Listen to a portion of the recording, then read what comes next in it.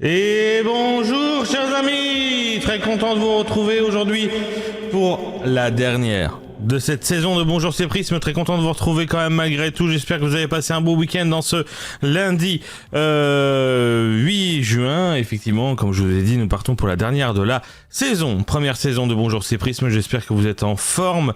Bien sûr, pour cette dernière édition, on va se retrouver pour les mêmes évidemment chronique que d'habitude, l'actu du matin dans quelques instants, bien sûr, le planning de la semaine, le géomatin, bien sûr, la météo, l'astromatin, les recommandations télé et séries aussi également, l'audimat, bien sûr, le à l'affiche, ainsi que l'indice de voyage, le top 5 pour terminer. Et bien sûr, on aura le plaisir d'écouter beaucoup de clips. La plupart sont des clips de la semaine qui ont été au moins une fois. Clip de la semaine, c'est la dernière édition de Bonjour c'est Prisme en ce 8 juin. J'espère que vous êtes en forme ce matin. Et que vous êtes prêts à assister à cette dernière émission de la saison. Je précise, on se retrouvera bien sûr en saison 2 lors du 31 août qui sera la première édition de la saison 2 et le démarrage aussi également de la nouvelle saison 7 de stream déjà sur Twitch. Donc voilà, aujourd'hui c'est le début de la dernière semaine de cette saison 6 de stream, avant ce qu'on fasse une pause, avant de se retrouver en édition estivale. Enfin, en tout cas, vous verrez l'émission de vendredi, où on en parlera un peu plus davantage, effectivement. Donc aujourd'hui, pour cette dernière de Bonjour c'est Prisme, effectivement, comme je vous ai dit, on va écouter exclusivement des clips qui ont été sélectionnés clips de la semaine, à part le dernier clip, aujourd'hui, qui sera un clip inédit qu'on n'a jamais diffusé, et qui sera du coup le dernier clip de la semaine de la saison, évidemment. Allez, on y va tout de suite pour le dernier actu du matin, et les informations sont pas forcément bonnes encore comme d'habitude, mais c'est normal, c'est l'actualité française.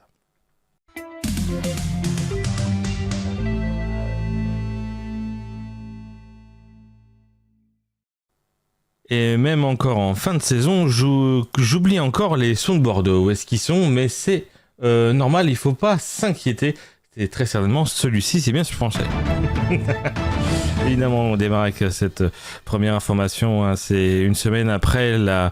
Non, si je choisis le mauvais dossier, c'est pas la peine. Une semaine après la disparition de Liana, une collégienne de 11 ans portée disparue, du coup, le 29 mai à Fleurance, dans le Gers, les analyses ADN ont confirmé que le corps retrouvé jeudi dans un ancien silo agricole est bien le sien. La découverte a mis fin à plusieurs jours de recherche menées par des gendarmes et de nombreux bénévoles.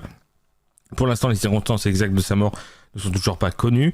Les premiers examens médico-légaux n'ont pas encore permis de déterminer les causes du décès, et des expertises complémentaires ont été ordonnées par la justice. Dans cette affaire, un homme de 41 ans est déjà mis en examen pour enlèvement et séquestration de mineurs et placé en détention provisoire. Les enquêteurs s'intéressent particulièrement à lui après que des images de vidéosurveillance lui ont montré en compagnie de la jeune fille le jour de sa disparition. L'homme était par ailleurs visé déjà par plusieurs plaintes et enquêtes concernant des faits présumés sur mineurs. L'affaire évidemment suscite une vive émotion en France et relance les interrogations sur le traitement judiciaire des signalements visant le suspect.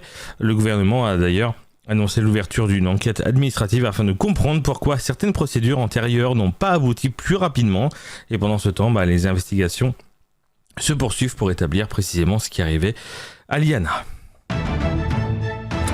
Deuxième information, on l'a appris ce samedi, c'est Bernadette Chirac, ancienne première dame et veuve de Jacques Chirac, qui est décédée samedi à l'âge de 93 ans, figure bien sûr incontournable de la vie politique française pendant des décennies. Elle avait accompagné son mari tout au long de son ascension jusqu'à la présidence de la République de 95 à 2007. Née Bernadette Chaudron de Courcelles en 1933, elle a rencontré Jacques Chirac à Sciences Po avant de l'épouser en 56. Si elle est longtemps restée dans l'ombre de son mari, elle s'est progressivement imposée comme une personnalité politique à part entière.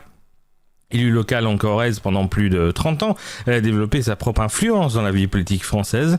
Le grand public l'associe également à l'opération Piège jaune, dont elle fut l'une des principales ambassadrices. Son engagement en faveur des enfants hospitalisés et du monde hospitalier lui a valu une reconnaissance bien au-delà du cercle politique. Connu évidemment aussi pour son caractère affirmé, son franc-parler et sa fidélité indéfectible à Jacques Chirac, malgré les épreuves personnelles et familiales dont elle a traversé. Bernadette Chirac a marqué plusieurs générations de Français, bien sûr, avec du coup après le décès de son époux en 2019, elle s'était progressivement retirée de la vie publique, et avec sa disparition, c'est une figure majeure de la Ve République qui s'éteint, laissant l'image d'une femme engagée, influente et profondément attachée au service public.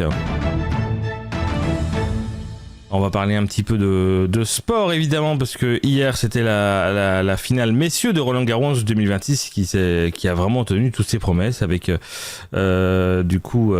Alexander Zverev qui a décroché le premier titre du Grand Chelem de sa carrière après un combat de 5-7, qui était opposé d'ailleurs à l'Italien Flavio Cobolli. Voilà. Surprise de cette quinzaine parisienne, évidemment. L'Allemand, déjà battu à 3 reprises en finale majeure, a parfaitement lancé son match en remportant la première manche avant de voir Cobolli réagir et revenir à la hauteur, et plus expérimenté dans les grands rendez-vous, Zverev a ensuite repris l'avantage, mais l'Italien n'a jamais lâché et a poussé son adversaire jusqu'à un 5e set décisif grâce à un tie-break remporté dans la 4e manche.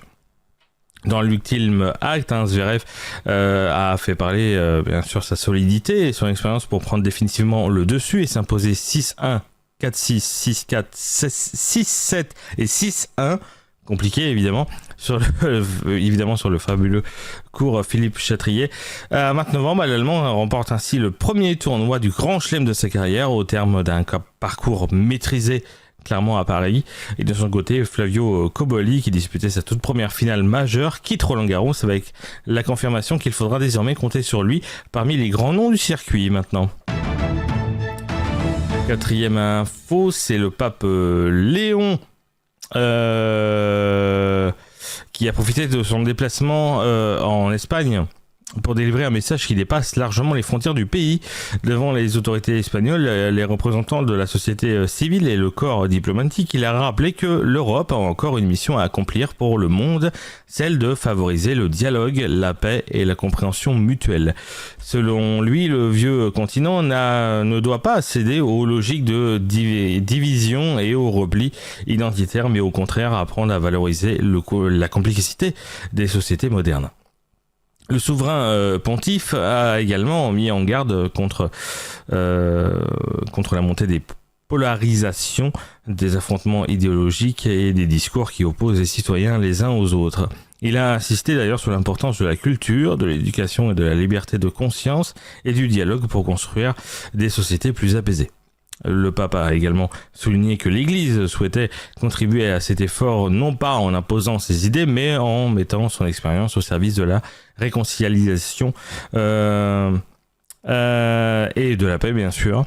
Il a aussi salué l'engagement de l'Espagne en faveur du droit international et du multilatéralisme.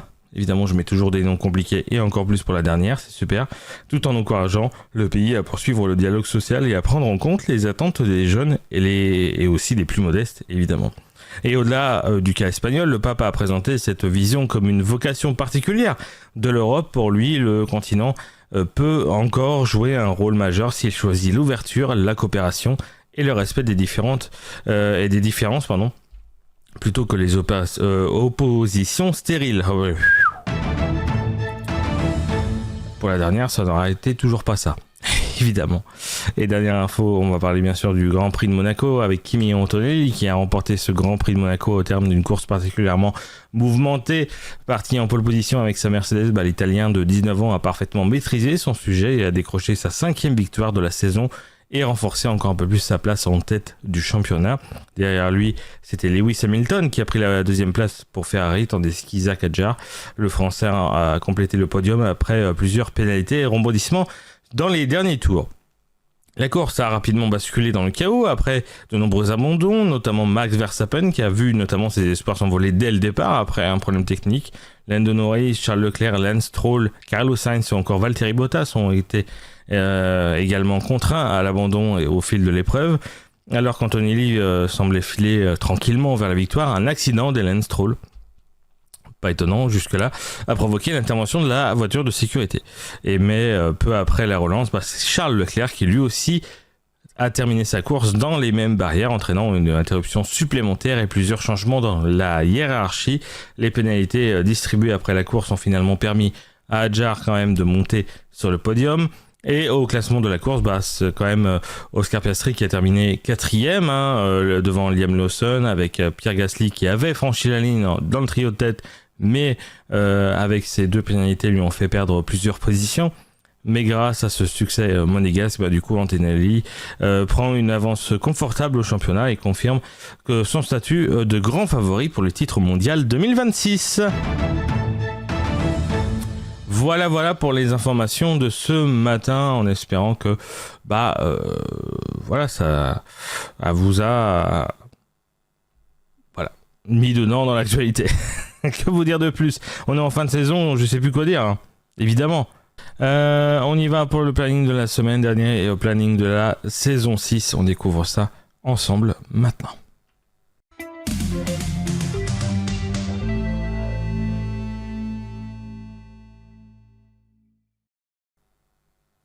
Super. On découvre du coup le planning de la semaine ensemble avec bien sûr, comme chaque lundi, vous êtes devant évidemment. Bonjour, c'est Prisme, dernière édition de cette première saison. Ensuite, demain matin, on continuera bien sûr le let's play de James Bond, First Light, à partir de 11h, et on suivra quand même sur une petite saison de Tomodachi Life. Ça va faire bientôt une semaine qu'on n'y a pas touché. C'est bon, on peut y jouer un tout petit peu. Mercredi, on se retrouvera seulement à 12h30 pour du GTA 4. Ça se trouve, ça changera de programme d'ici là, mais normalement non.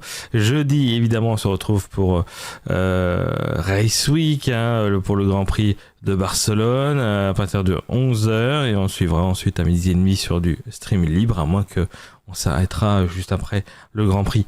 On sait pas. Et sinon, bien sûr, vendredi, dernière émission de la saison. Bien sûr, on refait la saison vendredi matin à 11h. On repassera par-dessus cette 6e saison avec des bilans statistiques. On fera une petite mise au point sur certaines choses, ce qui a été bien, ce qui a été mal.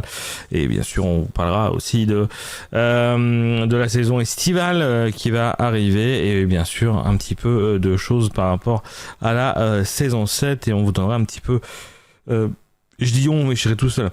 Je vous donnerai également certaines informations par rapport aux dates, quand est-ce que tout ça va se passer par rapport à la saison estivale, et la saison 7, quand est-ce que ça démarrera, même si je vous en ai déjà dit un petit peu. Donc voilà, pour ceux qui veulent en savoir un peu plus, n'hésitez pas à venir vendredi pour l'émission de clôture de cette 6e saison. Voilà pour le planning de cette semaine, qui est un petit peu chargé encore comme d'habitude, pas autant, mais qui est plutôt correct. Et puis ensuite, les vacances vont arriver un tout petit peu avec la saison estivale qui sera déjà plus allégée que ce que vous avez maintenant. Donc ça devrait le faire, bien sûr. Allez, c'est parti. Si on allait jouer un tout petit peu là ce matin pour la dernière session géographie de cette semaine et de cette saison, très certainement. C'est parti pour du Géomatin.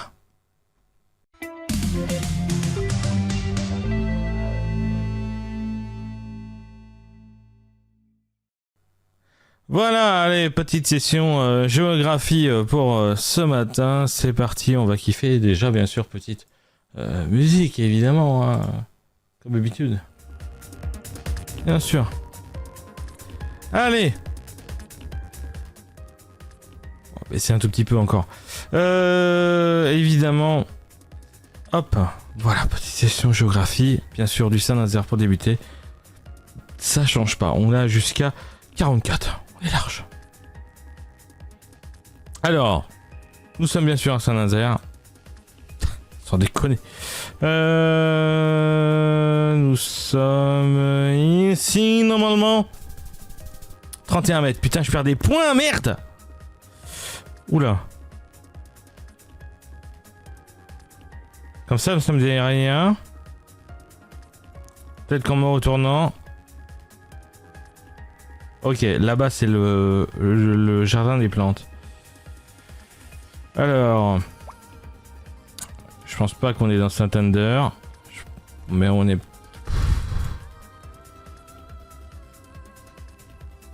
Ah. Non, c'est pas Santander. C'est Veracruz. Par rapport à ce que je vois au fond, c'est Veracruz. Et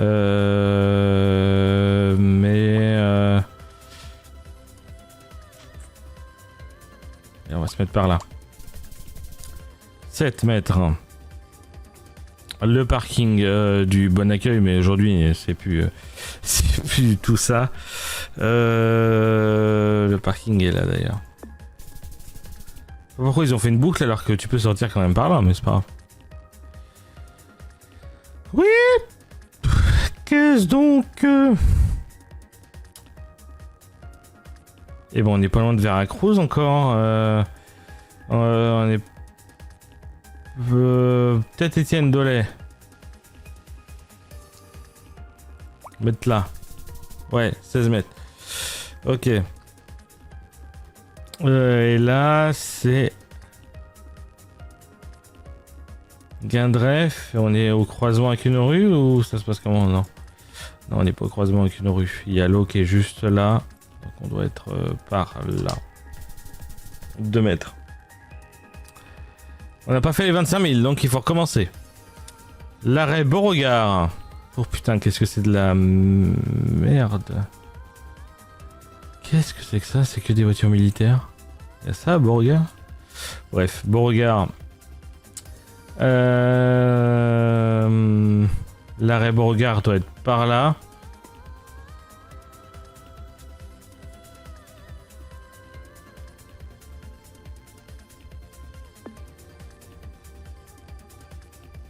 On va se mettre par là, mais... Ah non, c'est l'autre. Mais oui, Beauregard à Bretty. Eh ben, on sera obligé de recommencer. On n'a pas fait 25 000. Émile Littré avec la rue, je vais m'en rappeler quand je vais la voir. Les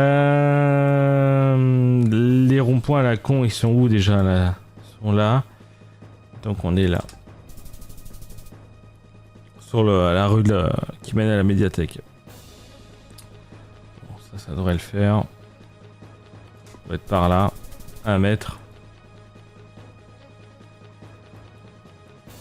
On est dans une impasse. C'est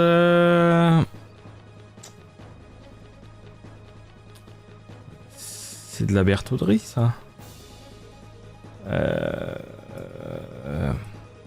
Genre là. Ouais, c'est ça. Wouh!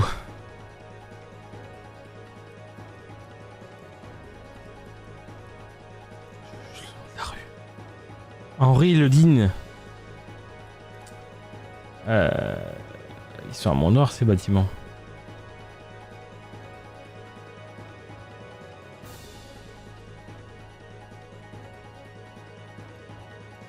C'est pas ces bâtiments qui sont là, là.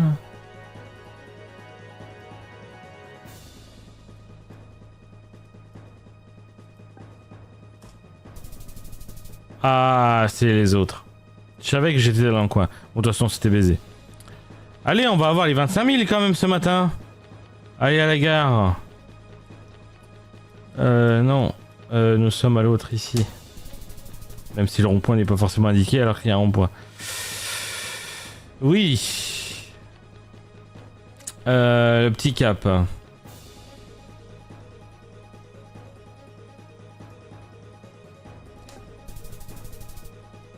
C'est bon, on est en bonne voie.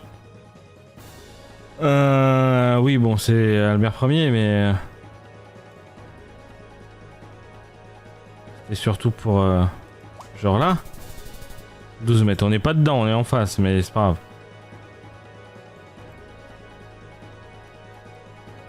Ok, d'accord. Juste à côté de la Dichette. On est dans cette merde là. 16 mètres, ça passe. Et là, faut choisir le bon chemin côtier. Je crois qu'on est au bout de celui-ci. 11 mètres et c'est bon, 25 000, incroyable. On va aller faire du petit... comme d'habitude, Ville-de-France. On a le temps, on a un petit quart d'heure encore, on est large. On est large. Alors là, c'est parti, nous sommes plus à Saint-Nazaire. Ça sert à rien. En tout cas, une belle vue.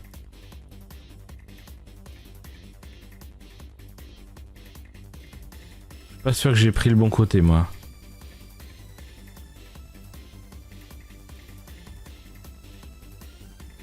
Et en plus, c'est une règle dans GeoGuessr, hein, quand on est en pleine montée ou descente, il faut toujours descendre. Faut jamais monter. C'est ce qu'on dit, hein, généralement. 0231 Rocher Saint-Michel 02, donc ça veut dire qu'on est dans l'ouest. C'est pas la Bretagne ni la Normandie parce que du coup puits de lumière, c'est pas le puits en Valais, bah non, pas 02. Pas possible. Hep. Tu vas où toi? Je t'ai pas demandé. Petite camionnette. Peut-être que là, il y aura peut-être carrément une 04. Bah non. Pourquoi il y a un truc 02 alors? C'est bien le Puy-en-Velay. Qui est... par là. Là. Où est-ce qu'on est dans le Puy-en-Velay? Brive. Charensac. En vrai, peut-être, ouais. En vrai, peut-être. Putain. La souris commence à me péter les couilles. Elle bug.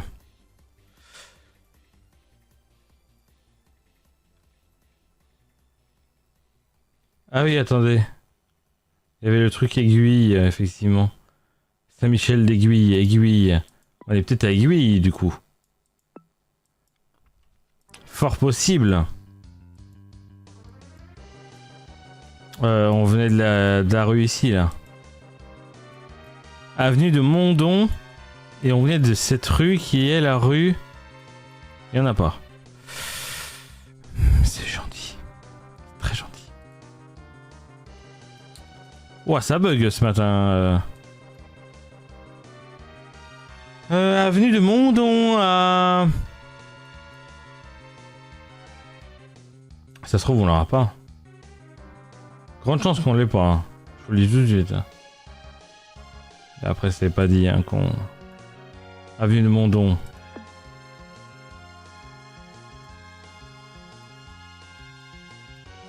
On était peut-être passé devant le...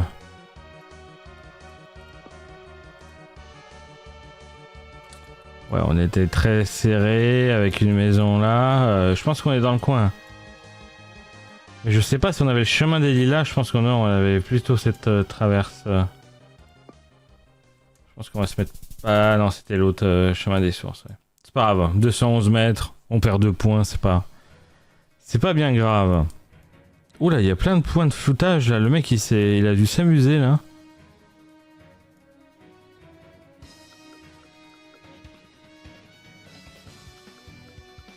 Cahors. Si je lis bien. Alors Cahors c'est par là. Je crois qu'il faut vachement zoomer pour voir Cahors.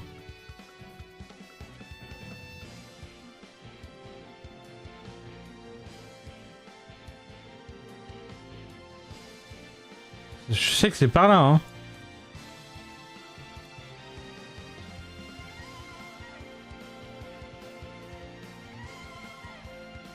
Putain, je vais mettre... Mais ça se trouve, je suis même pas sûr que ce soit Cahors, mais... C'est ce que je crois voir lu, en tout cas.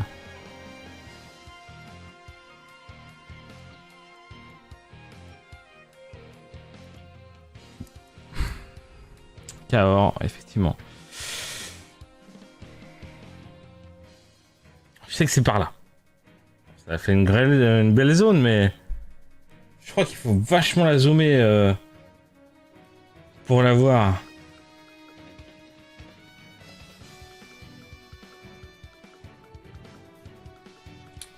Putain, là. Ok. La rue. Parce qu'on est là, on est en plein centre. Hein. Allez, avance. Mais décidément, t'as décidé de me péter les couilles hein, ce matin. Jusqu'au bout. Hein.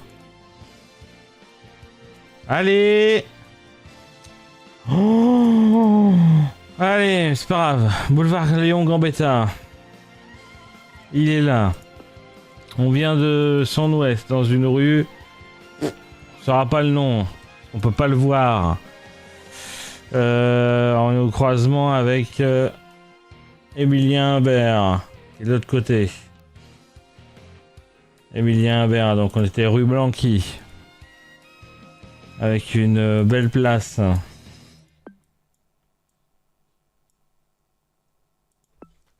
Ouais, il est là. 6 mètres. Si le jeu peut être un peu de notre côté aujourd'hui, je dirais pas non.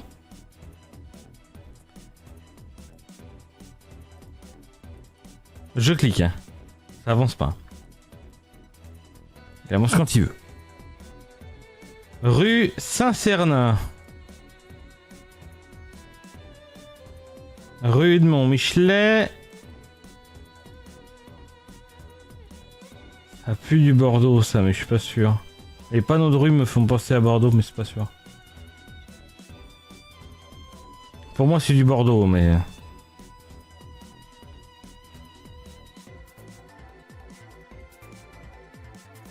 Patinoire Bordeaux.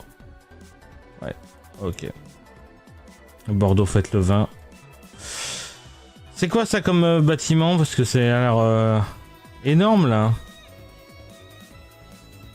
On sait pas.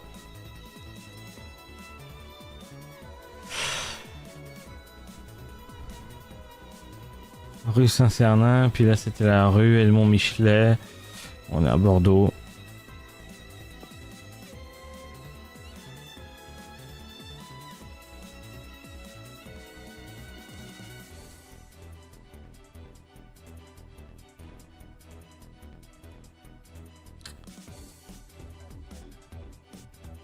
Je me demandais si c'était peut-être le musée du vin, mais non.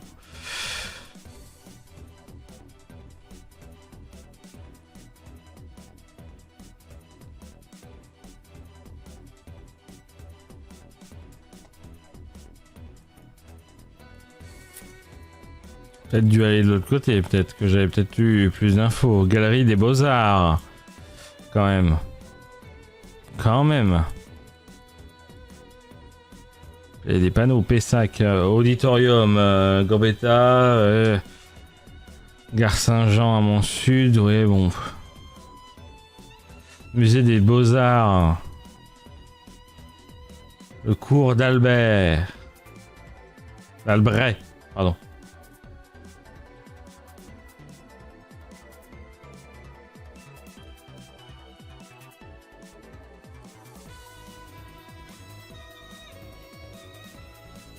Alors la gare elle est là, mais... Non, je pense pas que je l'aurai. Là, ce matin, je suis pas dedans. Je suis pas du tout dedans. D'Albret. Putain, la chatte.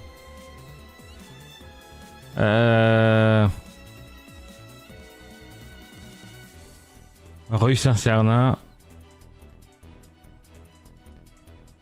J'aime bien le dire cette phrase, je l'aurais pas, parce que généralement je l'ai directement après.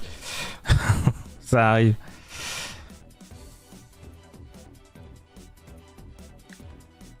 Site fortifié nord. Ah oui, effectivement. Effectivement. Oui, oui, fortifié, oui, oui, bien sûr. C'est sûr.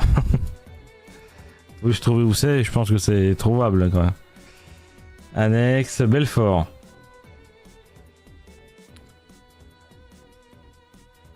Par là, Belfort. C'est tellement petit. Voilà, c'est ça. Alors. Nord, hein. A dit. La partie nord.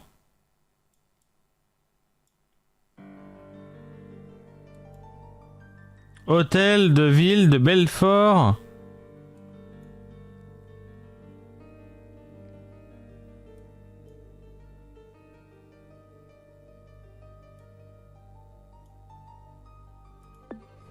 Ah, on va se mettre par là. C'était l'autre, c'est pas grave. On termine. Allez, le jeu, là, il est pas dedans aujourd'hui.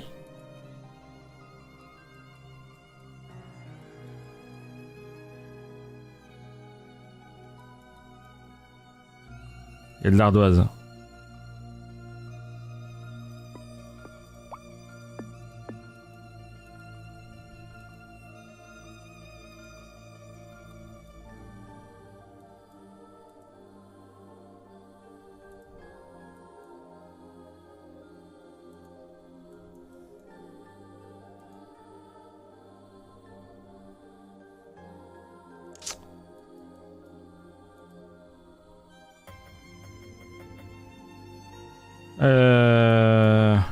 Cube, c'est...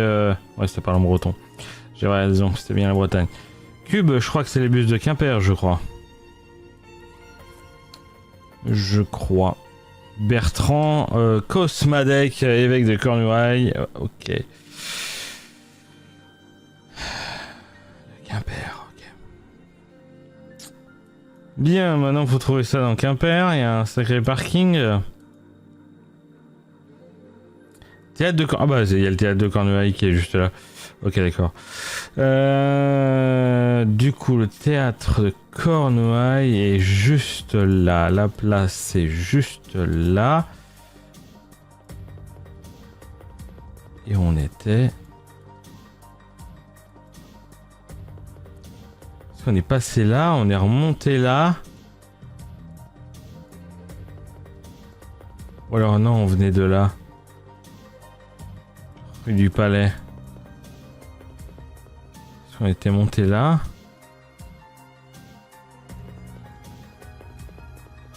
Lycée Briseux. Dans la rue dans laquelle on était.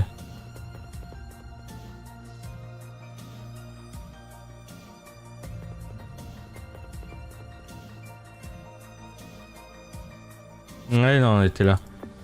On doit être par là. 11 mètres. Parfait. Et en plus, il est l'heure. Nickel. On est largement dans les temps. C'est parfait. Excellent. Et ben voilà, la petite session géographique était la dernière de cette édition de Bonjour c'est Prisme. On va découvrir maintenant la dernière météo de cette saison. Voyons voir si cette semaine, il va faire beau ou pas.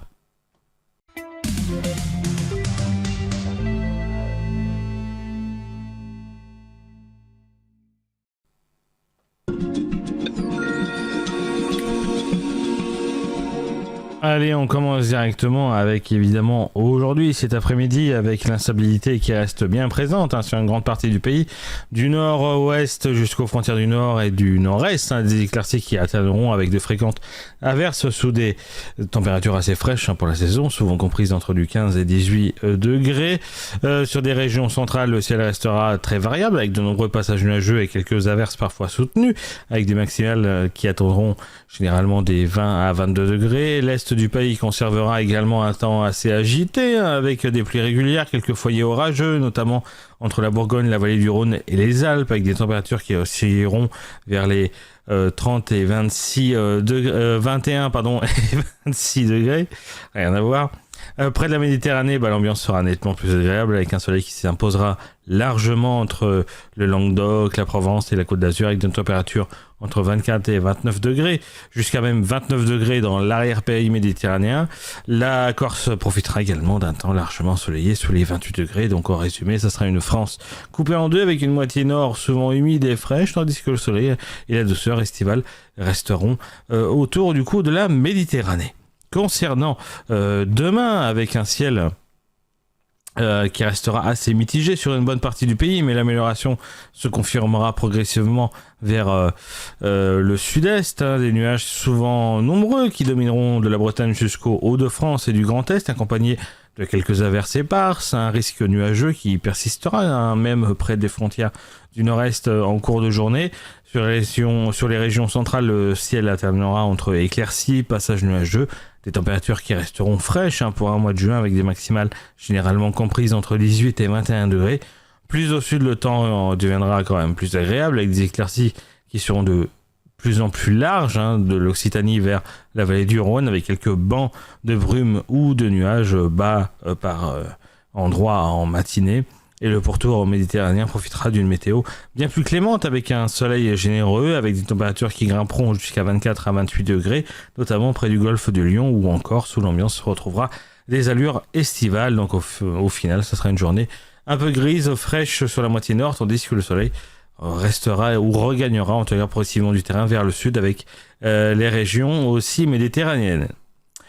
Pour la suite de la semaine, du coup, la météo va clairement, progressivement s'améliorer avec un retour d'ambiance de plus en plus estivale, avec déjà la semaine qui débutera.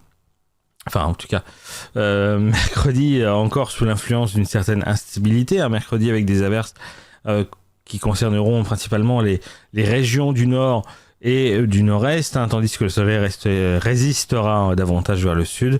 Pour jeudi, l'amélioration sera bien plus engagée avec un temps sec sur une grande partie du pays, malgré quelques passages brumeux ou voilés. Vendredi et samedi, le soleil gagnera encore du terrain avec quelques nuages qui circuleront encore par moments, mais l'impression générale sera largement agréable avec des températures en hausse. Le week-end s'annoncera particulièrement favorable, avec dimanche déjà aussi, qui sera la journée la plus ensoleillée de la période, avec un soleil omniprésent sur quasiment toute la France, et la température resteront d'ailleurs assez haute, avec des 27 à 30 degrés dans de nombreuses régions, et lundi les conditions resteront encore très agréables, possiblement malgré le retour de quelques brumes aux nuages bas matinaux sur certaines régions, avec le soleil qui conservera largement l'avantage durant l'après-midi. Côté température, la hausse sera progressive tout au long de la semaine, avec des maximales souvent comprises entre les 19 et 23 degrés mercredi. Elles grimperont jusqu'à 27 le vendredi, puis jusqu'à 30 durant le week-end, et lundi les valeurs resteront encore douces, avec généralement du 25 à 28 degrés au meilleur de la journée. Donc en résumé, ce sera une semaine qui débute sous quelques averses, mais qui basculera rapidement vers un temps de plus en plus ensoleillé, chaud et agréable, et un vrai parfum d'été à partir de ce week-end. Évidemment, dernier éphéméride de cette dernière météo de la saison. Voilà, aujourd'hui, évidemment, nous sommes le lundi 8 juin. Nous souhaitons une bonne fête au Médard, parce que c'est la Saint-Médard aujourd'hui, s'il y en a, bien sûr. Le soleil s'est levé ce matin à 5h49 et se couchera ce soir à 21h49, nous offrant jusqu'à tout juste du coup 16 heures de soleil, enfin en tout cas de lumière en cette période proche du solstice d'été, parce qu'on s'y approche de plus en plus. Et avant de se quitter, voici bien sûr la dernière citation de la saison. À la fin d'une belle aventure n'efface jamais sa magie.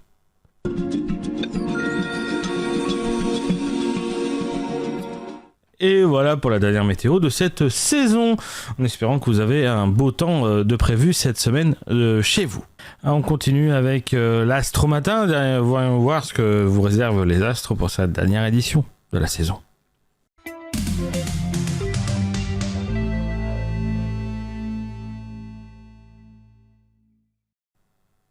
Et évidemment, petite musique. On commence comme d'habitude avec bien sûr les béliers. Vous allez démarrer la semaine avec une idée brillante. Malheureusement, ça sera probablement votre seule bonne idée avant jeudi. En amour, c'est du 3 étoiles, vous aurez envie de séduire, mais votre talent naturel pour dire exactement la mauvaise chose au mauvais moment reste toujours impressionnant. C'est une conversation qui pourrait très bien commencer en flirt et finir en débat sur les impôts. Côté travail, c'est du 5 étoiles, vous êtes efficace, rapide et motivé. Vos collègues vous regarderont comme on regarde quelqu'un qui a lu les consignes avant de commencer. Et pour la santé, c'est du 2 étoiles, votre sommeil ressemble à une série Netflix. Vous aviez prévu un épisode et vous en avez consommé 4.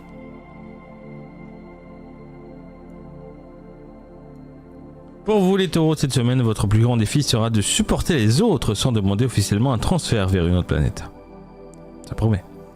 Une belle stabilité en amour avec du 4 étoiles. Vous pourriez même recevoir une attention inattendue. Profitez-en avant de trouver une raison de douter pour rien. Pour le travail, c'est du 2 étoiles. Votre motivation arrivera chaque matin avec environ 2 heures de retard. Ça promet encore.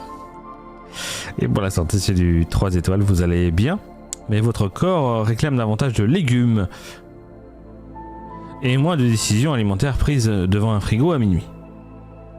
Ah d'accord. Ça promet aussi. Pour vous les Gémeaux, votre cerveau va produire tellement de scénarios différents que même les scénaristes de séries policières vous demanderont de ralentir. En amour, c'est du 4 étoiles, vous avez le charme facile cette semaine. Le problème, c'est que vous pourriez séduire quelqu'un avant de savoir si vous êtes réellement intéressé. Pour le travail, c'est du 3 étoiles. Pour vous les Gémeaux, vous serez productif, mais seulement entre deux digressions mentales totalement inutiles. Et pour la santé, c'est du 2 étoiles. Votre batterie mentale est à 18%, mais vous continuez à ouvrir de nouvelles applications. Ça veut tout dire. Pour vous les cancers, vous allez prendre personnellement des événements qui n'ont absolument aucun rapport avec vous. Une porte qui grince, c'est une attaque ciblée. Pour l'amour, c'est encore du 5 étoiles pour vous. Très belle semaine sentimentale, hein. Vous pourriez vivre un moment tendre qui vous fera sourire pendant plusieurs jours. Pour le travail, par contre, c'est du 2 étoiles. Votre concentration sera aussi stable qu'un caddie avec une roue cassée. Et pour la santé, ça sera du 3 étoiles. Émotionnellement, ça secoue un peu. Essayez d'éviter les films tristes après 22h. Pour les lions, cette semaine, vous allez encore rayonner. Et le problème, c'est que vous le savez déjà. En amour, c'est du 5 étoiles. Votre confiance attire naturellement les regards. Évitez simplement de transformer chaque discussion en conférence sur votre personne, justement. Pour le travail, ça sera du 2 étoiles. Vous avez de bonnes idées, mais parfois l'humilité d'un panneau publicitaire géant. Et pour la santé, ça sera du 4 étoiles. Très bonne forme, hein, en général. Hein, votre ego brûle déjà suffisamment de calories.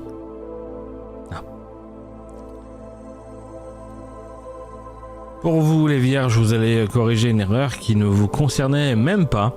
Personne ne vous l'a demandé, mais vous pourriez simplement, vous pouviez simplement ne pas le laisser exister, tout simplement. En amour, c'est du 2 étoiles. Vous réfléchissez tellement que vous pourriez transformer un simple bonne journée en une thèse universitaire. Pour le travail, c'est du 5 étoiles. Pour vous les vierges, vous sauvez discrètement la situation pendant que d'autres cherchent encore où se trouve le problème. Et pour la santé, c'est du 3 étoiles. Votre niveau de stress atteint parfois celui d'un contrôleur aérien un week-end de départ de vacances. Pour les balances, cette semaine vous aurez 3 choix, mais vous en analyserez 27. En amour, ça sera du 4 étoiles. Vous avez une belle opportunité qui se présente, à condition de choisir avant que l'occasion ne prenne sa retraite, évidemment. Faut y aller. Pour le travail, c'est du 2 étoiles. Vous passez plus de temps à réfléchir aux options qu'à avancer. Et pour la santé, ce sera du 3 étoiles. Votre énergie est correcte, mais elle apparaît et disparaît comme un personnage secondaire dans une série.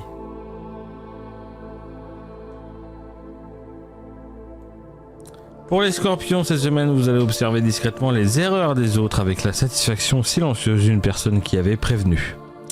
En amour, c'est même du 5 étoiles, très belle intensité émotionnelle. Vous pourriez créer une vraie connexion avec quelqu'un. Pour le travail, ça sera du 4 étoiles. Votre intuition est redoutable cette semaine. Faites-vous confiance. Côté santé, par contre, ça sera du 2 étoiles. Votre tension nerveuse pourrait faire tourner un petit parc éolien. Quand même. Et pour les sagittaires, cette semaine, vous aurez envie d'apprendre, mais aussi envie de ne pas quitter votre canapé. Le combat sera rude, d'ailleurs. Pour l'amour, ça sera du 3 étoiles. Les surprises agréables sont possibles cette semaine. Évitez juste de confondre enthousiasme et coup de foudre après 6 minutes. Pour le travail, ça sera du 3 étoiles. Vous improvisez beaucoup. Étonnamment, ça fonctionne encore. Et pour la santé, ça sera du 4 étoiles. Bonne forme. Votre seule faiblesse cette semaine sera de rester... votre seule faiblesse cette semaine, c'est votre capacité à remettre certaines choses au lendemain. Pour les Capricornes, vous allez travailler avec le sérieux d'une personne qui croit que le monde s'arrête dès qu'elle prend une pause. En amour, c'est du 2 étoiles. Et essayez d'exprimer ce que vous ressentez. Les autres ne sont pas équipés pour lire les fichiers Excel émotionnels, bien sûr. Pour le travail, c'est du 5 étoiles, excellente semaine. Vous êtes probablement la personne la plus fiable d'un rayon de plusieurs kilomètres. Et pour la santé, ça sera du 13 étoiles. Votre corps tient grâce à la discipline, votre cafetière tient plutôt grâce à vous.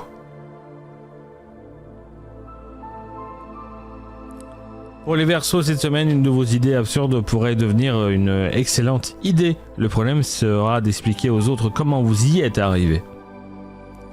En amour, c'est du 4 étoiles. Votre originalité plaît davantage que vous le pensez. Pour le travail, c'est du 3 étoiles aussi également. Votre méthode reste incompréhensible, mais les résultats seront là. Et la santé, ça sera du 13 étoiles. Votre sommeil ressemble à un concept expérimental. Et pour finir, les poissons, vous allez rêvasser tellement loin qu'on pourrait vous retrouver en train de fixer un mur avec l'air d'avoir découvert un secret cosmique. En amour, ça sera du 5 étoiles, une semaine très douce côté cœur, du coup profitez-en. Et pour la santé, pour le travail, c'est du 2 étoiles. Votre concentration part régulièrement en promenade sans prévenir.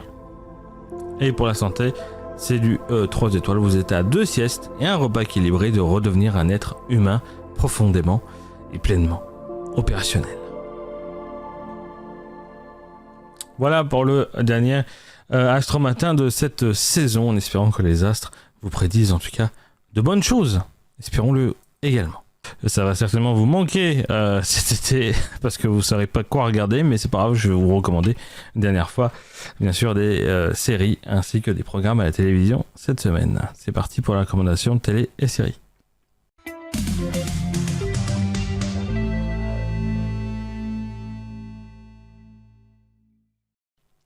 Allez, recommandations télé et séries, on va commencer bien sûr toujours avec une série à Netflix. Cette semaine, je vous recommande la série Sous ses yeux. C'est une... Si tu peux éviter de changer mon texte, s'il te plaît, merci. Sous ses yeux est une mini-série britannique inspirée d'une histoire vraie. Elle retrace le combat d'André Anscombe et de son fils Alex après le meurtre de Rachel Nickel à Londres en 1992. Entre deuil, passion médiatique et erreur d'enquête, père et fils tentent de se reconstruire malgré un traumatisme qui a bouleversé leur vie. Donc c'est une série bouleversante et profondément humaine. Plutôt que de se concentrer sur le crime lui-même, Sous ses yeux raconte avec beaucoup d'émotion la reconstruction d'une famille brisée, portée par des interprétations bien sûr justes et un récit sensible. C'est une mini-série poignante qui ne laisse pas indifférent. Donc cette série s'appelle Sous ses yeux et c'est sur Netflix. On continue avec Memory of a Killer sur Prime Video. C'est l'histoire d'Angelo, un redoutable tueur à gages qui voit sa vie basculer lorsqu'il développe un Alzheimer précoce. Conscient que sa mémoire s'efface peu à peu, il se lance dans une ultime mission, éliminer les personnes liées à son passé avant d'en oublier jusqu'à leur existence. Du coup, entre thriller, drame et course contre le temps, évidemment, Memory of a Killer revisite le film belge La mémoire d'un tueur d'Eric Van Looy. C'est une série captivante qui mêle intelligence, suspense, émotion et tension psychologique, portée par un concept assez original et un héros aussi dangereux que touchant. Memory of a Killer offre un thriller prenant où chaque souvenir perdu peut avoir des conséquences fatales. Donc c'est une bonne petite série qui commence sur Prime Video que je vous recommande de regarder cette semaine.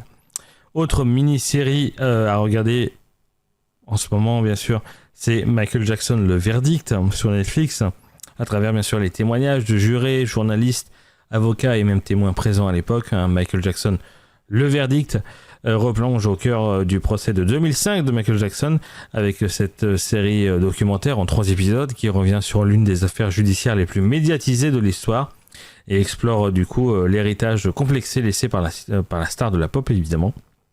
Donc c'est une série documentaire captivante, rigoureuse et particulièrement immersive grâce à de nombreuses archives et aux récits de ceux qui ont vécu le procès de l'intérieur.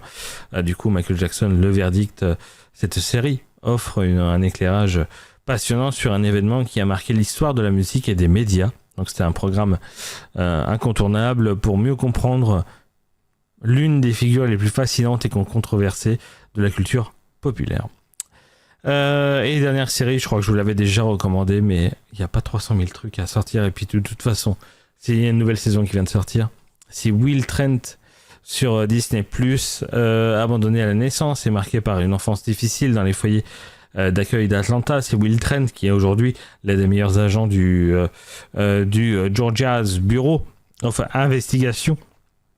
Grâce à son instinct hors du commun et à son regard unique sur le monde, il résout des enquêtes criminelles complexes tout en luttant contre ses propres blessures du passé, adapté bien sûr des romans de Karin Slaughter. Will Trent est une excellente série policière qui se démarque par son héros attachant, ses enquêtes captivantes et son équilibre aussi réussi entre suspense, émotion et humour. Donc c'est une série moderne, intelligente et addictive qui mérite largement le détour. Donc vous avez 5 saisons de Will Trent à regarder sur Disney+. Je pense que ça a de quoi vous occuper un petit moment, bien sûr. Allez, cette semaine à la télévision, il y a aussi de bonnes choses à regarder, notamment déjà avec ce soir, avec sur W9 à 21h25 le pic de Dante, qui suit du coup l'histoire de Harry Dalton, un volcanologue marqué par un drame personnel, employé du coup dans une petite ville de l'état de Washington pour étudier les signes d'activité d'un volcan supposé endormi. Alors que les indices se multiplient, il tente d'alerter les autorités avant qu'une catastrophe ne frappe la région. Donc c'est un excellent film catastrophe des années 90. Sorti en 90, c'est une des meilleures années d'ailleurs, porté par une tension constante, des effets spéciaux encore très efficaces par rapport à ce qu'on voit aujourd'hui, et des scènes spectaculaires qui tiennent toujours la route, entre suspense, action et émotion. Le pic de Dante reste quand même une référence du genre et un divertissement particulièrement prenant. Donc c'est ce soir à 21h25 sur W9. Demain soir, il y a encore un grand classique du cinéma, Flashdance sur TFX, mardi soir du coup à 21h10. On est dans le Pittsburgh des années 80 avec Alex Owens qui partage son temps entre son travail de soudeuse le jour et ses prestations de danseuse le soir, mais derrière cette double vie se cache un rêve, intégrer une prestigieuse école de danse professionnelle, et du coup avec détermination et passion, elle va tout faire pour transformer son ambition en réalité. Donc véritable symbole évidemment des années 90, ce film Flashdance, c'est un vrai film énergique et inspirant porté par une bande originale devenue culte. Évidemment, entre danse, émotion et dépassement de soi, on est dans une œuvre qui donne vraiment envie de croire en ses rêves et de se battre pour les réaliser. Donc si vous avez envie d'y croire vous aussi dans votre vie et être un petit peu aspiré, n'hésitez pas, Flashdance, c'est 21h10 sur TFX et c'est demain soir. Troisième film que je vous recommande cette semaine, c'est Venom. Là par contre on part plus dans le science-fiction, évidemment c'est mercredi soir à 21h10 sur RMC Story, évidemment possédé par un symbiote extraterrestre qui agit de manière autonome. C'est le journaliste Eddie Brock qui se retrouve doté de pouvoirs extraordinaires, contraint de cohabiter avec cette créature imprévisible, il devient peu à peu le protecteur létal connu sous le nom de Venom.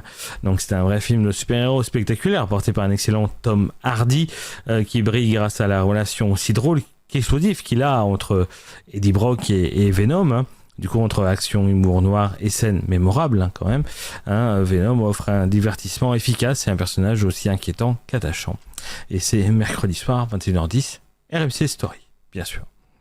Et dernier film, on est cette semaine, je sais pas ce qu'ils ont cette semaine, mais ils diffusent tous les films de danse romantique. Du coup, on va terminer avec jeudi soir avec Dirty Dancing, aussi encore de la danse romantique, jeudi soir à 21h10 sur TF1. Attention, évidemment pour ceux qui connaissent pas, Dirty Dancing nous plonge dans l'été 1963 en vacances avec sa famille dans un village de vacances et la jeune Frances Baby, qu'on appelle Houseman, qui découvre l'univers de la danse et tombe sous le charme de Johnny Castle, un professeur de danse aussi talentueux que rebelle d'ailleurs. Une rencontre qui va bouleverser sa vie et lui donner confiance en elle. Donc c'est un vrai classique aussi incontournable du cinéma romantique, entre la capacité irrésistible de Jennifer Grey et de Patrick Swayze, une bande originale toujours aussi culte évidemment, et des scènes de danse devenu mythique aussi. Dirty Dancing reste bien sûr un film touchant, énergique et intemporel, qui se regarde toujours avec le même plaisir, et c'est jeudi soir 21h10 sur TF1. Je sais pas si souvent je vous recommande des choses à regarder sur TF1, mais c'est pas si souvent qu'ils diffusent aussi des grands films comme ça. Même si apparemment Titanic va être encore rediffusé sur TF1, qui, je crois, Titanic est rediffusé au moins une fois chaque année sur TF1 depuis sa sortie. Incroyable, non? Incroyable. Plus de 30 ans qu'il est diffusé. Bientôt 30 ans qu'il est diffusé. Incroyable. Allez, voilà ce que je vous recommandais du coup pour la dernière recommandation télé et série de cette saison. Si vous voulez avoir de nouvelles recommandations, eh ben, faudra attendre septembre. Bon courage. Allez, on continue avec les audiences, bien sûr, l'audimat. Voyons voir si vous étiez devant votre télé la semaine dernière.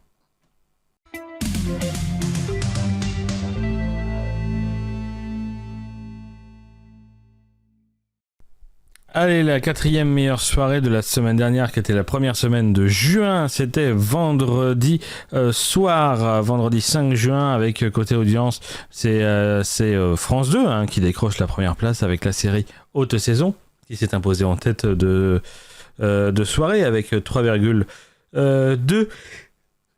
Jamais souhait Bien sûr, avec 3 254 000 téléspectateurs, pardon.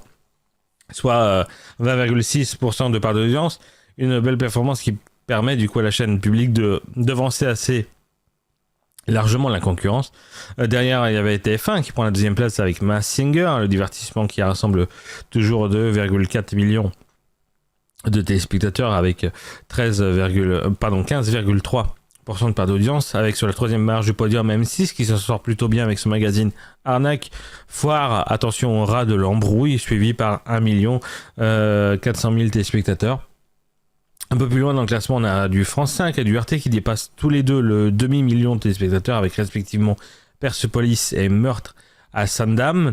Et si on regarde l'autre extrémité du classement avec la plus faible audience de la soirée qui revient régulier avec le film d'animation Ninja Turtle Teenage Years, avec les célèbres tortues qui n'ont tiré que 162 000 téléspectateurs, soit un peu plus d'1% du public présent devant son écran. Donc une soirée encore largement dominée par la fiction française, tandis que les héros de la carapace ferment la marche de ce classement des audiences. Voilà. Troisième meilleure soirée de la semaine dernière, c'était lundi 1er juin avec TF1 qui décroche la première place de la soirée avec la série L'été 36 avec l'épisode inédit qui a rassemblé 3,4 donc 3 473 000 téléspectateurs avec soit 19,4% du public. Derrière, il y a France 2 qui réalise une belle performance avec Meurtre au paradis suivi par 2,6 millions de téléspectateurs avec un peu plus de 14% de part d'audience, avec le podium qui est complété par M6 et avec Marié au premier regard qui a séduit 1,8 million de téléspectateurs. France 3 est toujours pas loin avec le film Le jour le plus long qui a attiré 1,5 million de téléspectateurs. Plus loin, on a du W9 qui s'en sort correctement avec Independence Day, Research, tandis qu'à ce que Arte et TMC franchissent également la barre du demi-million de curieux. Et puis, dans chaque semaine, on va regarder évidemment, ce soir-là, on va regarder la soi-disant lanterne rouge de cette soirée. La pire audience de la soirée revient à Gulli avec les parcs d'attractions préférés des Français, avec ce numéro consacré aux univers de Harry Potter, Super Mario ou des super-héros qui n'a en tout cas réuni que 90 000 spectateurs, soit 0,5% du public, donc un score qui place l'émission à la dernière position des audiences de cette soirée-là. Deuxième meilleure soirée de la semaine dernière, c'était 6 juin, le samedi 6 juin, avant-hier, avec France 3 qui décroche largement la première place de la soirée avec le téléfilm Meurtre en Balagne, avec l'enquête qui a captivé 4 242 000 téléspectateurs, soit 28,7% de part d'audience. Donc c'est un très beau score qui place la chaîne loin devant la concurrence, puisque derrière, à la deuxième place, il y avait France 2 avec le jeu Qui restera dans la lumière, suivi par 1,5 million de téléspectateurs. Juste derrière, il y a TF1 qui complète le podium avec le concert événement de la Sarah Camini qui a réussi à réunir que très peu de personnes, 1,4 million de téléspectateurs, ce qui est quand même pas terrible. Derrière ce trio de tête, les autres chaînes restent sous la barre du million hein, de fidèles. Avec voilà, si on regarde du côté du coup des moins bonnes performances de cette soirée-là, c'est le documentaire La folle histoire de Nutella qui ferme la marche. Diffusé sur RMC Story, le programme du coup n'a réussi qu'à recueillir pas beaucoup d'audience, hein, je crois, pas loin du 100 000 de téléspectateurs. Donc voilà, c'était la plus faible audience de cette soirée. Et sinon, évidemment, c'était sûr, la meilleure audience de la semaine dernière, c'était jeudi soir, bien sûr, avec le match amical entre la France et la Côte d'Ivoire. Hein, cette rencontre des deux équipes qui a réuni 5 203 000 téléspectateurs, soit 31,1% du public, un score qui lui permet vraiment de survoler la concurrence. Derrière, il y avait François qui décroche la deuxième place avec le téléfilm La mort de la plage. Le mort de la plage, suivi par près de 2,9 millions de téléspectateurs. France 2 qui complète le podium avec Envoyé spécial qui rassemble 1,2 million de téléspectateurs. Et M6 franchit également le cap du million grâce au film Champagne, regardé par un peu plus d'1 million de Français. Plus loin dans le classement, Arte réalise encore une belle performance avec la série Happy Valley, tandis que TMC et France 2 France 5 reste également au-dessus du demi-million de téléspectateurs. Et puis de l'autre extrémité du classement, hein, évidemment, toujours le dernier. On revient bien sûr sur Gulli avec Tous fous de concours insolites. Donc le programme diffusé en prime time n'a pas réussi à trouver son public, hein, puisqu'il a réussi à rassembler que seulement 90 000 téléspectateurs en moyenne. Donc une soirée encore largement dominée par le football. Voilà les audiences de la semaine, meilleures audiences de la semaine dernière. Donc vous étiez globalement devant votre télévision. En tout cas, quand on voit que ça rassemble 5 millions pour le match de l'équipe de France, on verra si ça va rassembler la même chose devant les matchs de la Coupe du Monde, bien sûr, qui vont très vite arriver. Et on espère que la France ira loin dans la Coupe du Monde. Même si on sait que ce ne sera pas le cas. Bref, ça ne sera pas le cas, ça je vous l'assure. Bref, voilà les audiences de la semaine dernière. Et on continue avec à l'affiche de cette semaine. Voyons voir quels sont les 4 films majeurs qui sortent au cinéma cette semaine.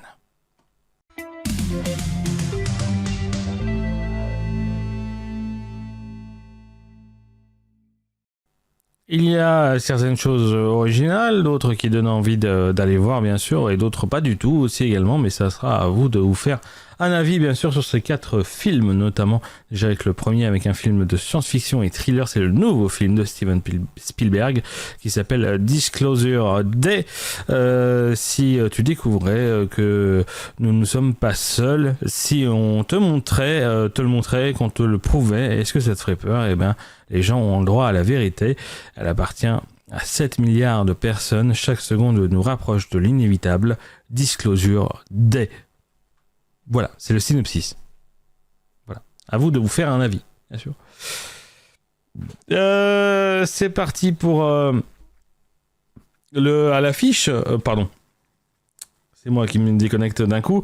Deuxième film de la semaine que je vous recommande, c'est le film d'animation comédie qui s'appelle Le Vertige. C'est le nouveau film de Quentin Dupieux avec Alain Chabat et Jonathan Cohen. Hein. C'est l'histoire tout simplement de Jacques qui se rend chez son ami Bruno pour lui annoncer une nouvelle importante. L'humanité tout entière vit dans une simulation remplie de bugs. Voilà. Un film possiblement intéressant que j'aimerais bien aller voir, qui niveau graphique évidemment se fidélise par rapport à du style de jeu vidéo des années 2000, donc évidemment un style graphique assez ancien, mais qui est très intéressant et très couillu de faire ça dans une époque aujourd'hui où tous les films sont super beaux, donc à voir bien sûr au cinéma. Troisième film je vous recommande, c'est le film le nouveau film avec Romain Duris, c'est le film qui s'appelle Fils de personne. C'est un film dramatique. L'histoire, c'est qu'on est à peine arrivé en France et le petit Mapring de 4 ans qui perd sa nouvelle mère dans un accident de voiture. Thomas, dévasté seul face à cet enfant qui ne le reconnaît pas encore comme père, décide de retourner en Thaïlande pour retrouver sa famille biologique et lui donner une nouvelle chance. Mais au cœur de ce voyage de la Renaissance, une autre histoire va se tisser, c'est celle d'un lien fragile qui se construit, le face-à-face bouleversant d'un père et d'un fils qui doivent apprendre à s'apprivoiser. Voilà. Et sinon, le dernier film à vous recommander, c'est The Christophers. C'est un nouveau film comédie et dramatique avec Ian McKellen, surtout, notamment. C'est l'histoire de Julian Scalard, une ancienne figure majeure de la pop art londonien, devenu misanthrope, qui n'a plus rien peint depuis des décennies. Ses enfants, avides d'héritage, engagent Laurie, restauratrice et ex-faussaire, pour se faire passer pour son assistante. Sa mission, finir en secret une série de 8 toiles inachevées, et du coup les Christophers. Voilà, c'est ça, les 8 toiles inachevées, ça s'appelle les Christophers, et du coup elle doit les achever pour en tirer bien sûr une certaine fortune. Voilà les 4 films majeurs au cinéma. Je pense qu'il y a certaines choses à voir, et puis il y a encore de bons films évidemment qui sont sortis les dernières semaines à aller voir. Donc allez au cinéma s'il vous plaît, ça serait bien. Après vous faites comme vous voulez, bien sûr. Bien sûr. Continuez avec une séquence que vous aimez toujours autant, et je vous en remercie parce que c'est, vous savez, ce que évidemment j'aime la France et la géographie. Évidemment vous recommandez des endroits à aller visiter en France, évidemment ça m'intéresse. C'est l'indice de voyage.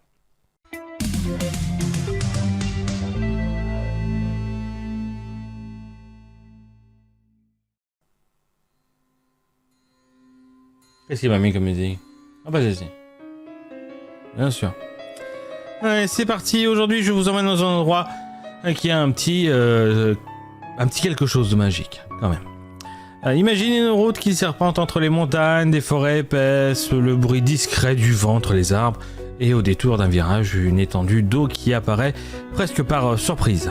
Pas de foule, pas de grande infrastructure touristique, juste un décor qui semble avoir été posé là pour offrir un moment de calme à ceux qui prennent le temps de s'y arrêter. Nous sommes aujourd'hui dans les Pyrénées ariégeoises. Compliqué à dire. Un territoire où la nature occupe encore une place assez immense. Ici, les sommets dominent l'horizon, les vallées sont profondes et les paysages changent au rythme des saisons. Et au milieu de tout ça se cache un lac qui mérite largement qu'on fasse le détour. C'est le lac de Bedmal. Que je vous montre maintenant, bien sûr. De Bedmal. Voilà. Ce qui frappe en arrivant, c'est d'abord la couleur de l'eau. Selon la météo, l'heure de la journée ou de la saison, elle peut passer du vert émeraude au bleu profond. Tout autour, il y a des montagnes qui se reflètent à la surface lorsque le vent décide de faire une pause. L'ambiance est paisible, on entend quelques oiseaux, parfois le bruit d'un pêcheur qui prépare son matériel, mais surtout ce silence particulier que l'on trouve dans les grands espaces naturels. Pourtant, ce décor n'est pas seulement beau, il possède aussi une histoire assez étonnante. À l'origine, ce lac n'était pas exactement celui que l'on connaît aujourd'hui. Il s'agit d'un ancien lac naturel qui a été transformé au cours du XXe siècle avec la construction d'un barrage. Cette invention a permis d'agrandir considérablement la retenue d'eau. Le résultat est d'ailleurs spectaculaire, mais il a également donné naissance du coup à plusieurs légendes locales. La plus célèbre raconte qu'un village entier serait englouti sous les eaux. Selon la tradition populaire, les habitants auraient été punis par leur manque de générosité envers un voyageur. Et comme souvent dans les Pyrénées, les histoires se transforment de génération en génération et se mélangent à la réalité. Bien sûr, aucun village disparu n'a été retrouvé sous le lac, mais cette légende continue d'alimenter l'imaginaire des visiteurs. Une autre particularité du lieu concerne son environnement. Les montagnes qui l'entourent créent parfois des effets de lumière assez impressionnants. Certains matins, notamment lorsque les nuages restent accrochés au sommet, le paysage semble flotter entre ciel et terre. C'est vraiment le genre d'endroit où l'on sort naturellement son appareil photo avant de finalement le ranger pour simplement profiter du moment. Pour s'y rendre, le plus simple évidemment de rejoindre la ville de Saint-Giron dans l'ouest de l'Ariège. Compliqué à dire ce département encore une fois. L'Ariège. Rien de compliqué en fin de compte. Depuis cette petite ville de caractère, il faut compter environ une demi-heure de route. Les derniers kilomètres traversent de paysages assez montagneux, assez magnifique d'ailleurs, et donne déjà un aperçu de ce qui vous attend. L'accès est assez facile, hein, ce qui rend le site accessible même pour ceux qui ne sont pas de grands randonneurs. Une fois sur place, la visite peut prendre plusieurs formes, hein. Certains se contentent d'une balade tranquille sur les rives du lac, d'autres choisissent d'en faire le tour à pied. Le parcours est d'ailleurs relativement accessible, hein, même s'il comporte quelques passages un peu plus sportifs. Comptez environ 1h30 et 3 heures selon votre rythme, et les détours que vous décidez de faire aussi, ça peut arriver. Le seul conseil évidemment que je donnerais, c'est de prendre évidemment son temps, hein. C'est pas un lieu où l'on vient pour cocher une case sur sa liste, hein. C'est un endroit où l'on s'arrête, où l'on observe et où on respire. Un pique-nique d'ailleurs au bord de l'eau, un petit moment assis sur un rocher ou simplement quelques minutes à regarder les montagnes suffisent encore et suffisent aussi souvent à comprendre pourquoi les visiteurs repartent avec le sourire. Concernant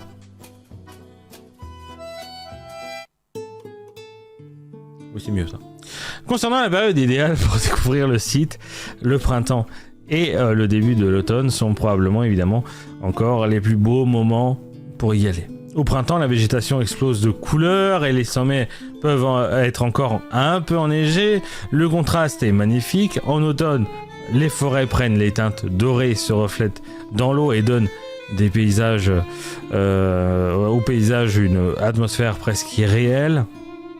Pour les amateurs de photographie, ils apprécieront particulièrement les premières heures de la journée avec la lumière qui est douce, les couleurs qui ressortent au mieux et le lac qui retrouve son calme avant l'arrivée des visiteurs. Et en fin de journée, les couchers de soleil offrent évidemment également de très belles ambiances. Et puis, une fois la découverte du lac terminée, évidemment, comme d'habitude, il serait dommage de repartir immédiatement, hein. Les environs regorgent de trésors. Saint-Giron mérite une promenade avec ses marches et son atmosphère typiquement ariégeoise. Non loin de là, il y a le parc naturel régional des Pyrénées ariégeoises qui propose de nombreux sentiers de randonnée, de panoramas remarquables et une nature préservée.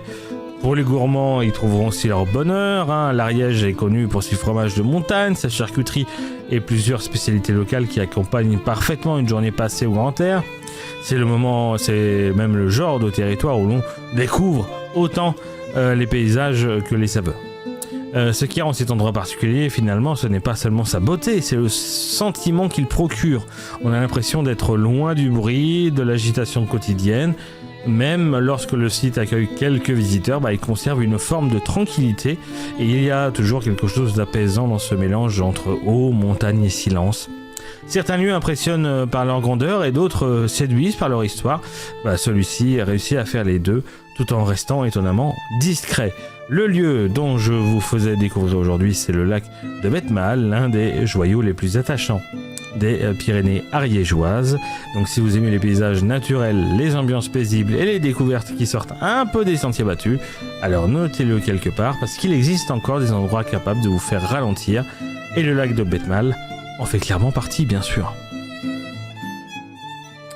Et voilà l'indice de voyage d'aujourd'hui et le dernier indice de voyage de cette première saison de Bonjour c'est Prisme, en espérant que je vous ai fait quand même découvrir de beaux lieux à découvrir pour cet été ou même pour plus tard dans la vie. La vie est longue pour certains, sera courte pour d'autres, mais longue pour certains. Voilà, profitez-en. Et voilà, tout simplement. Si on regardait le dernier top 5 de cette première saison de Bonjour c'est Prisme avec les clips de la semaine dernière, et on en a fait de belles choses et on a évidemment, comme chaque semaine, bien rigolé.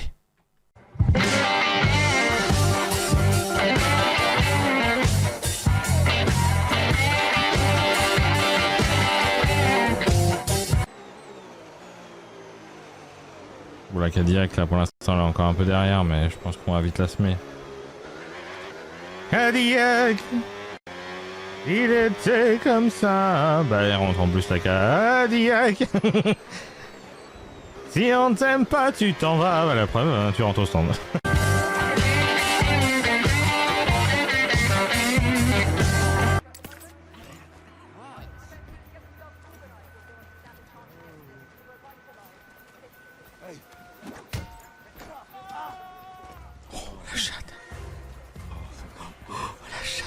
La chatte. You're in it now, Bond. Mais non, c'est nickel. Situation sous contrôle, normalement. Entrez. I have the flag.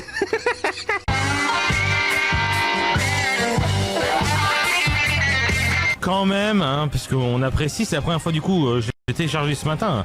Le DLC, c'est Belle Formule 1 2026, que sont du coup McLaren, Mercedes, elle est ultra stylée, stylée. Hâte de la tester évidemment, hein.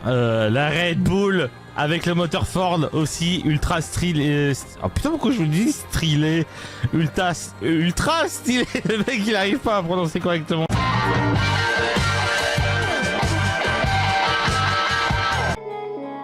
Voilà, qui c'est qui officie Marine?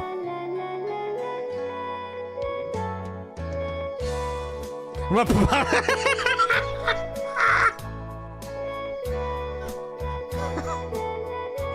C'est le jeu qui choisit, c'est pas moi.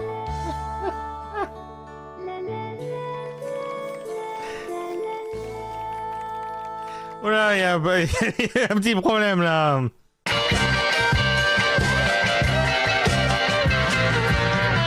J'entends un feu quelque part, ça flambe quelque part. Non mais te gêne pas en fait. Monsieur, madame, qui que vous êtes? J'étais en... Mais c'est pas gêné le monsieur là. June, on va parler avec monsieur là parce que c'est moi qui a salopé les chiottes comme ça. Ah oui, ça...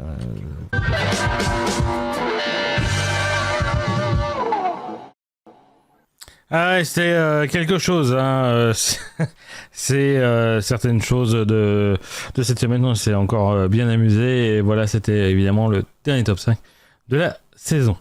Évidemment, c'est avec beaucoup d'émotion que je termine cette première saison de Bonjour c'est Prisme. Je ne savais pas comment vous alliez accueillir cette émission en début de saison et je tiens à vous remercier parce que ces 35 éditions de Bonjour c'est Prisme ne sont pas forcément toutes très bien passées. Il y a eu beaucoup de problèmes techniques et on va essayer bien sûr d'améliorer ça pour la prochaine saison, mais en tout cas vous avez toujours été très réceptifs sur les nouvelles chroniques ou sur les en tout cas sur les problèmes techniques aussi qu'il y a pu avoir, enfin en tout cas sur tout ce que cette émission a pu apporter, c'est-à-dire les clips que j'ai choisi de diffuser ou quoi, vous avez toujours été compréhensif et toujours été friand de tout ce que je pouvais vous proposer lors de cette émission et de cette saison, donc je vous en remercie beaucoup et j'espère que vous serez là évidemment pour la prochaine saison de Bonjour c'est Prisme. Je vous remercie évidemment d'avoir été là aujourd'hui pour cette dernière de cette première saison et j'ai déjà très hâte de déjà travailler sur la prochaine formule et bien sûr de vous retrouver aussi pour la prochaine saison qui débutera le lundi 31 août. On se donnera rendez-vous pour le début de la deuxième saison de Bonjour c'est Prisme mais aussi de la 7e saison de Prisme en live tout simplement. Donc merci encore à vous de votre fidélité, merci à vous pour cette première saison formidable et on se retrouve très vite pour de nouvelles aventures. Évidemment on se retrouve déjà demain en live hein. Et sinon on se retrouve dans quelques mois pour la nouvelle édition de Bonjour c'est Prisme. Merci à vous, des bisous et à très bientôt. Salut tout le monde.